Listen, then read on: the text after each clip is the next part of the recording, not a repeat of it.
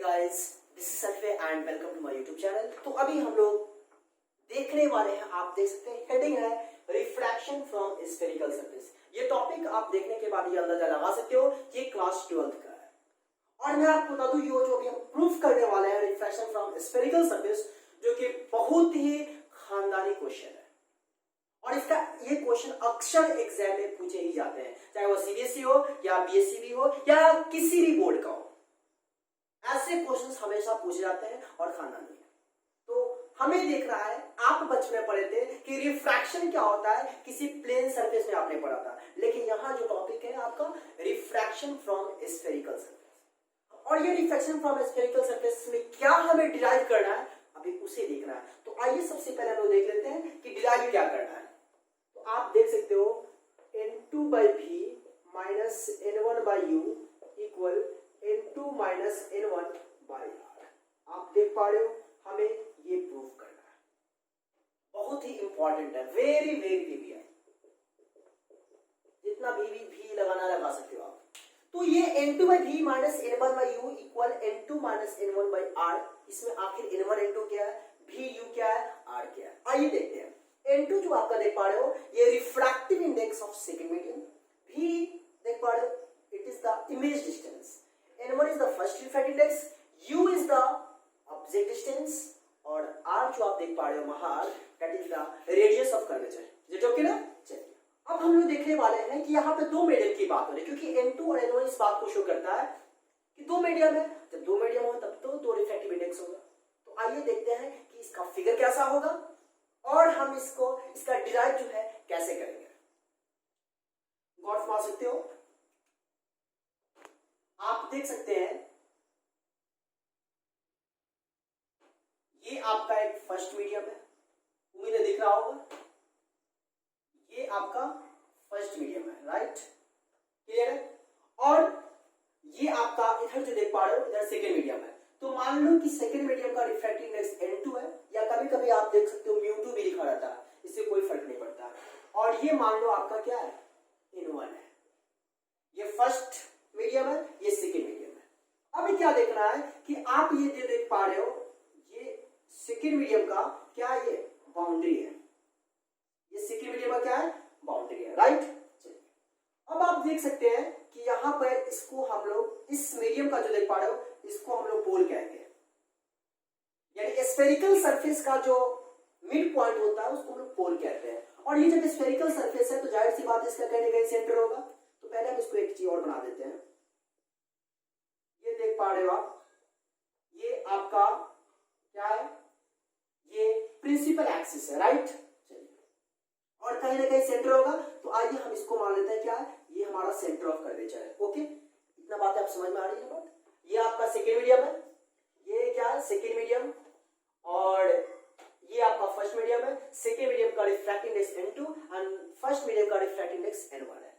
P पोल है, C centre of curvature. अभी क्या करना है, आप देख सकते हो यहां पे हम ऑब्जेक्ट रख ले रहे हैं, ठीक है, क्या है, ऑब्जेक्ट है। और इस ऑब्जेक्ट से हम रे इस पे पास करा रहे हैं, फॉल करा रहे हैं, देख पा रहे हैं। और ये इंसिडेंट रे है, और ये इंसिडेंट रे जब इस स्फेरिकल सरफेस पे जब पड़ेगा तो आप जानते हो कि यहाँ पे मीडियम चेंज होगा, राइट। अगर मीडियम चेंज नहीं होता तो क्या होता, ये बिल्कुल सीधा चला जाता।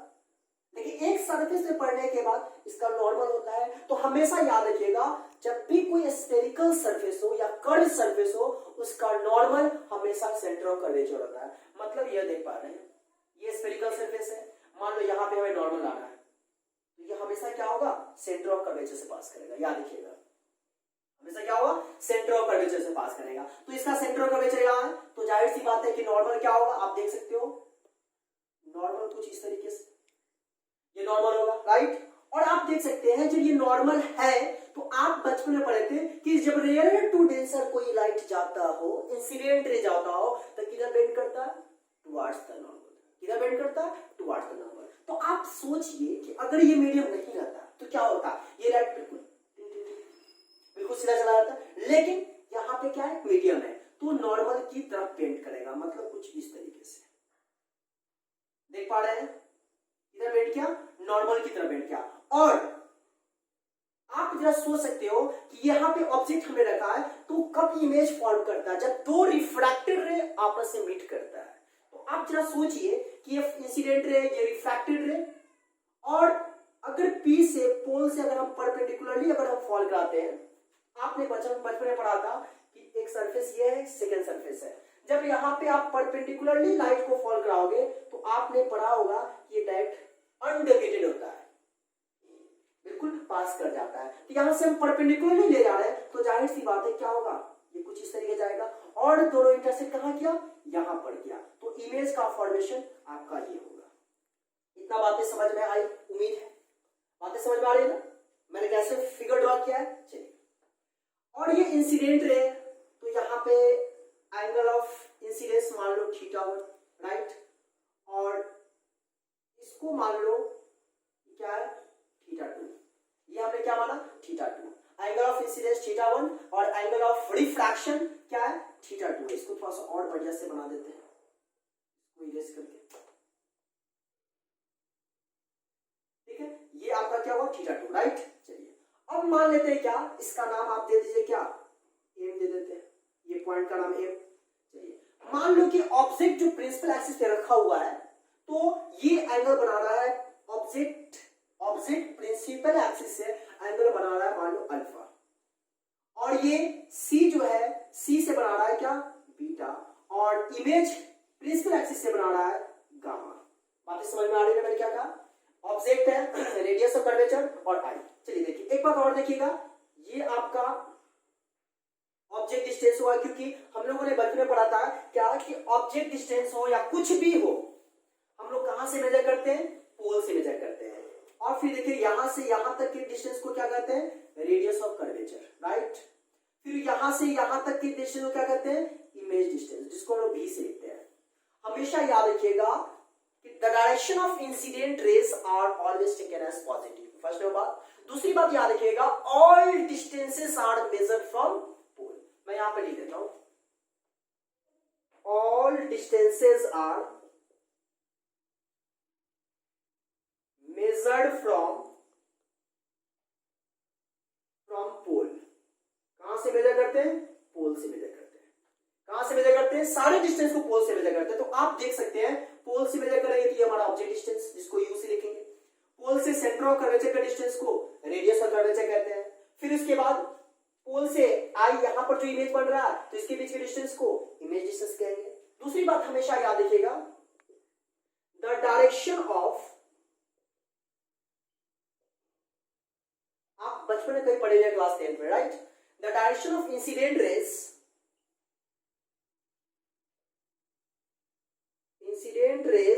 आर टेकन एज पॉजिटिव,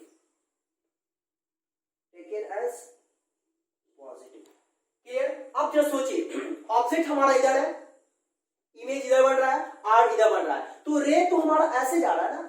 अब मेजर कहां से करना है? पोल से मेजर करना है, यहां से मेजर करना है। तो जब पोल से मेजर करेंगे तो आप देखिए इंसिडेंट रे के अपोजिट में हमारा ऑब्जेक्ट है, तो ऑब्जेक्ट डिस्टेंस यहाँ पे क्या होगा? नेगेटिव। लेकिन अब दूसरी बात देख सकते हैं, इस पोल के राइट साइड में आपका रेडियस ऑफ कर्वेचर है और इमेज है, तो क्या होगा? क्योंकि इंसिडेंट रे के डायरेक्शन में मेजर कर रहे हैं, इंसिडेंट रे के अलोंग मेजर कर रहे हैं, तो आपका यहाँ पर रेडियस ऑफ कर्वेचर और image distance both are positive, right. चलिए अब यहां से हम लोग अपना काम स्टार्ट करते हैं, जो कि बहुत ही इंपॉर्टेंट बात। बस कंडीशन है कि हमारे साथ बने रहिएगा, और चैनल पे नए हैं तो सब्सक्राइब कर बेल आइकन को प्रेस करेंगे।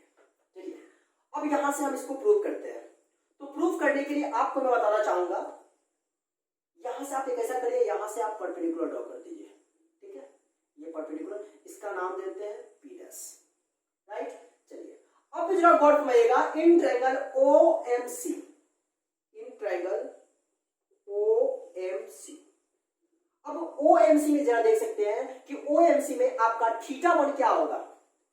आपका यहाँ पे θ1 क्या है? इंसिडेंट रे है, सॉरी θ1 क्या है? एक्सटीरियर एंगल है। कौन एंगल? Exterior angle. जरा देखिए कैसा फिगर है, कुछ फिगर आपका ये M, ये O एंड ये C, it's alpha, it's beta, it's θ1। तो आप बचपन में कहीं पढ़े थे कि कोई भी ट्रायंगल हो उसका एक्सटीरियर एंगल अपोजिट एंगल्स के सम के इक्वल होता है। तो आप देखिए ये एक्सटीरियर एंगल है, बचपन में आप पढ़े होइएगा, जब ये एक्सटीरियर एंगल है तो ये थीटा पर क्या होगा, इस अल्फा प्लस बीटा के सम के इक्वल होगा। The exterior angle of a triangle is equals to the sum of opposite to interior angles। मतलब ये exterior जो है ये अल्फा प्लस बीटा के सम के इक्वल होगा। तो मैं यहाँ पर लिख सकता हूँ theta 1 that equal alpha plus beta, मान लीजिए इक्वेशन 1। क्लियर? चलिए फिर उसके बाद आप देख सकते हैं इन ट्रायंगल MCI, गौर मारिएगा इन ट्रायंगल MCI कहाँ पे है, इन ट्रायंगल MCI और MCI को आप जरा देखिए तो MCI में कुछ फिगर हमारा इस तरीके से है, ये आपका C है, ये M है, ये I है और ये आपका आप देख सकते हो ये क्या है बीटा, ये क्या है थीटा 2 और ये क्या है गामा, कुछ ऐसा ही फिगर है। तो आप देखिए यहां पर हमारा एक्सटीरियर एंगल कौन सा है, यहां पे एक्सटीरियर एंगल आपका बीटा है, तो बीटा क्या होगा थीटा 2 प्लस गामा होगा कि नहीं। एक्सटीरियर एंगल अपोजिट एंगल्स के सम के इक्वल होता है। तो मैं यहां पे लिख सकता हूं क्या beta equal theta 2 plus gamma. यहां से आप क्या करो थीटा 2 फाइंड कर लो, तो थीटा 2 क्या होगा beta minus gamma, equation 2। Clear बात है, दिख रहा है, नीचे स्पेस भी है। चलिए अब यहां पे आप हर बातें देखें, बातें समझ में आएंगे। चलिए अब आगे हम लोग कुछ बातें देखते हैं, क्या इसमें कुछ एजम्पशन है, जो एजम्पशन को हमेशा आपको फॉलो करना है। एजम्पशन क्या है गौर फरमाइएगा, मैं यहां लेता हूं, यहां पे क्या है एजम्पशन है।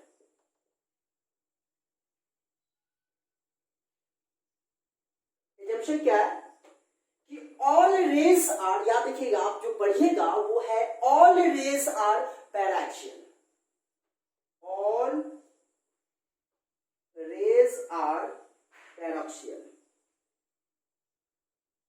अब ये पैराक्सियल का मतलब क्या है, मतलब साफ मैं बताना चाहूंगा, मतलब यह है कि जो भी आप इंसिडेंट रे फॉल कराओगे वो सारा का सारा क्या है प्रिंसिपल एक्सिस के क्या होगा बिल्कुल पास में होगा, बिल्कुल क्लोज में होगा।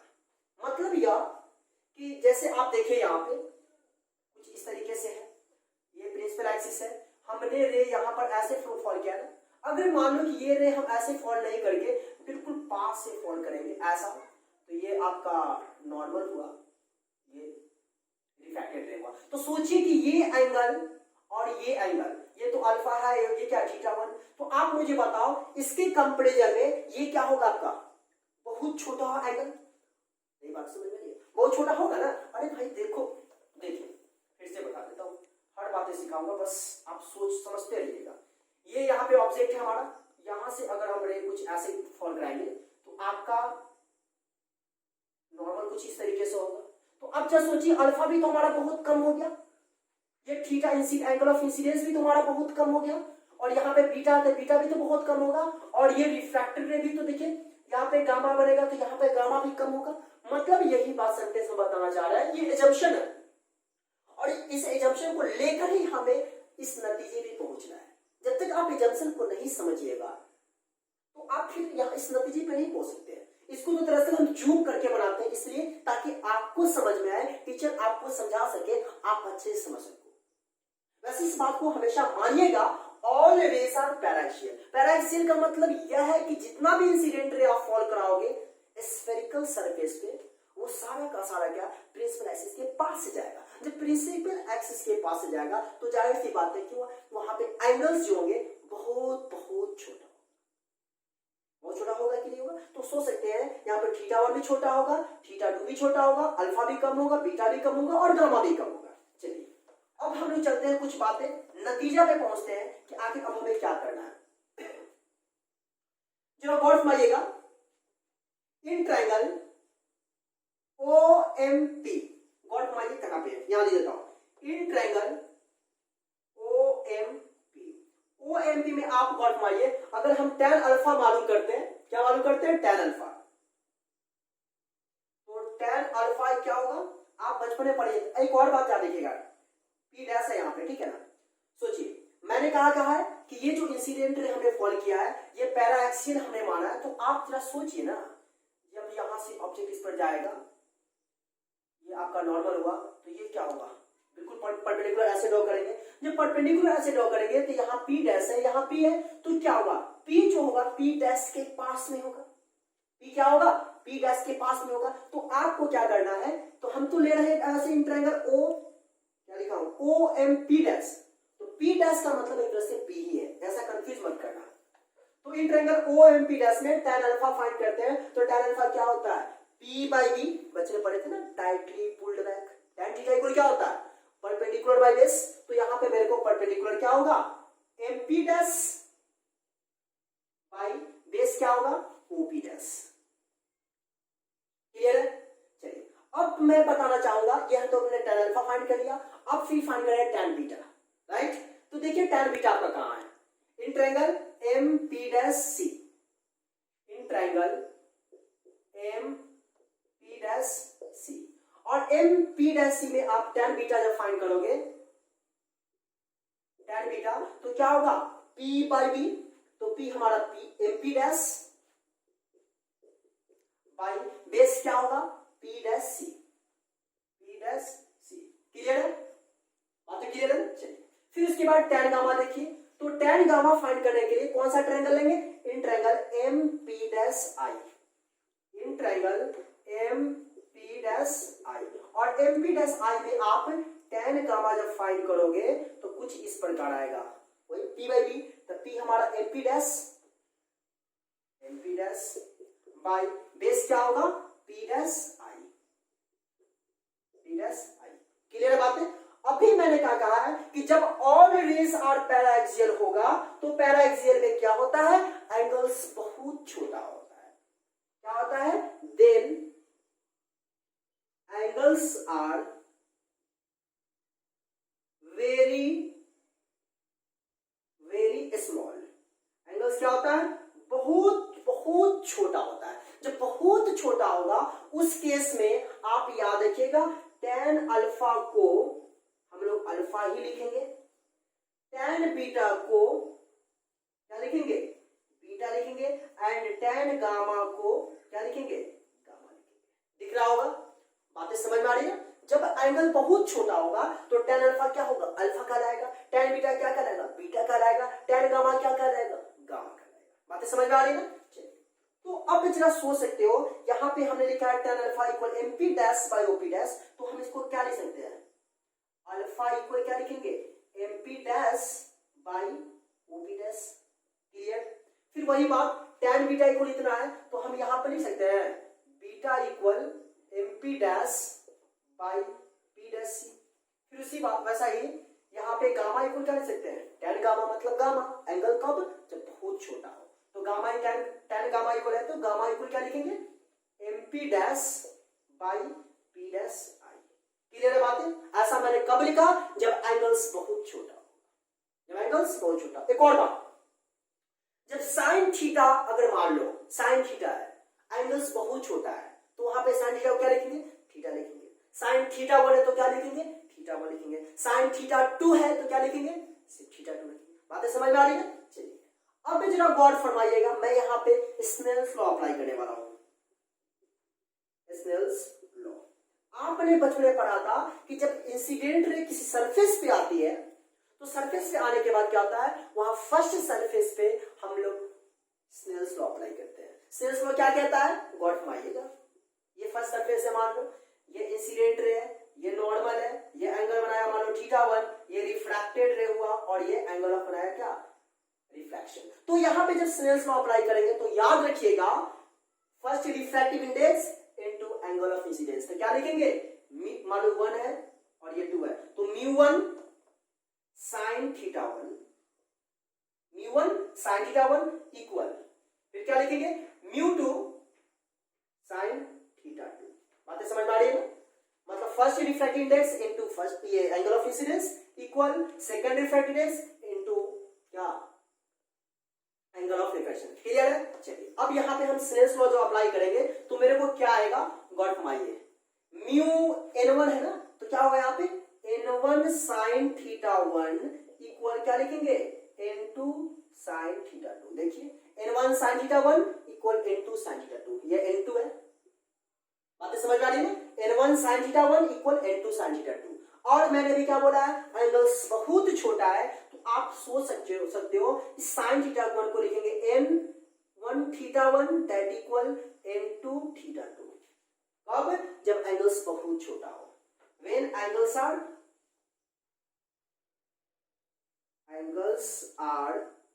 very very small, right, very very small, clear है। अब जरा गौर फरमाइएगा, थीटा वन है और थीटा टू है, वैल्यू पुट करेंगे तो यहां पर लिखेंगे क्या, n1 थीटा वन क्या है, देखिए थीटा वन का वैल्यू मेरे को है अल्फा प्लस बीटा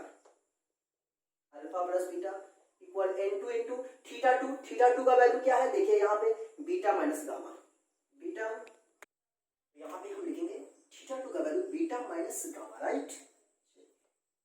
अब जरा गौर फरमा सकते हो आप, n1 इंटू अल्फा का वैल्यू मेरे को क्या है, यहाँ अल्फा बीटा बीटा गामा, क्या करेंगे इस सारे का वैल्यू हम पुट करेंगे, राइट।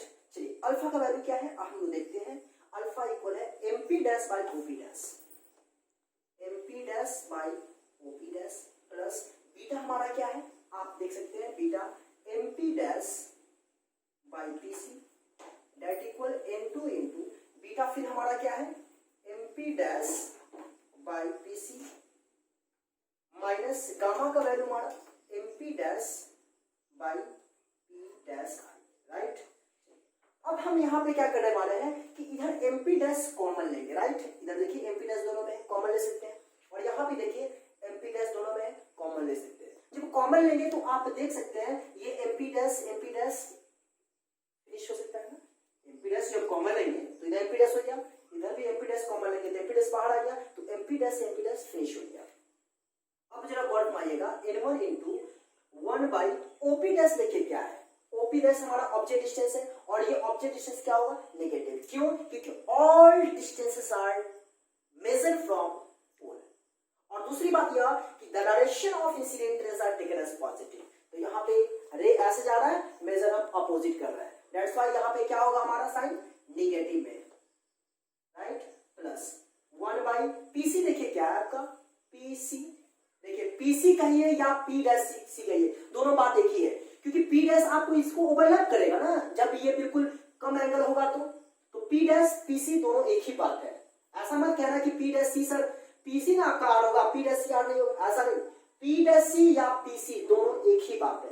तो क्या होगा, radius of curvature R equal n2 into 1 by PC मतलब R minus 1 by P dash I या पी आई क्या है, इमेज डिस्टेंस बी, क्लियर। चलिए अब मल्टीप्लाई करेंगे तो क्या आएगा, आप देख सकते हो n1 बाई minus U plus n1 by R equal n2 by R minus n2 by v, इतना होगा, नीचे नहीं दिख रहा होगा। चलिए अब यहां पर मैं लिख देता हूं, ठीक है, कौन फरमाइएगा, हमें तो प्रूव करना है n2 by v minus n1 by u, तो आप देखिए माइनस n2 बाई इधर है माइनस में, तो इधर जब आएगा तो क्या होगा प्लस में, तो मैं यहां पर लिख सकता हूं n2 बाई v और ऑलरेडी यहां पे माइनस n1 बाई u है, रहने दीजिए, that equal n2 by r और यहां पे देखिए प्लस n1 बाई r है, तो राइट साइड जाएगा तो साइन चेंज होगा, तो क्या लिखेंगे n1 बाई r।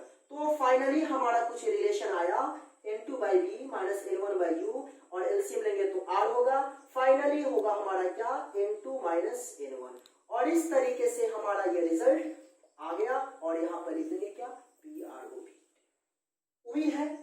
बाकी आपको क्लियर हुआ होगा, अगर क्लियर हुआ तो प्लीज दिल से वीडियो को लाइक करिए, दोस्तों को भी शेयर करिए और साथ ही चैनल पर नए हैं तो सब्सक्राइब कर बेल आइकन को प्रेस करिए। एक बात और मैं आपको बताना चाहूंगा, आप ये जो देख पा रहे हो हमारा यहाँ पे इमेज जो बना है, ये इमेज हमारा वर्चुअल है या रियल है, गौर फरमाओ, ये आपका इमेज रियल इमेज है। रियल इमेज क्यों है, क्योंकि एक्चुअल मीट हुआ है, जब एक्चुअल मीट होता है तो वहां पर रियल इमेज बनता है, और जब अपरेंट मीट होता है, पार्शियल मीट होता है, हमें लगता है कि यहाँ पे मीट कर रहा है, तो वहां पे वर्चुअल इमेज।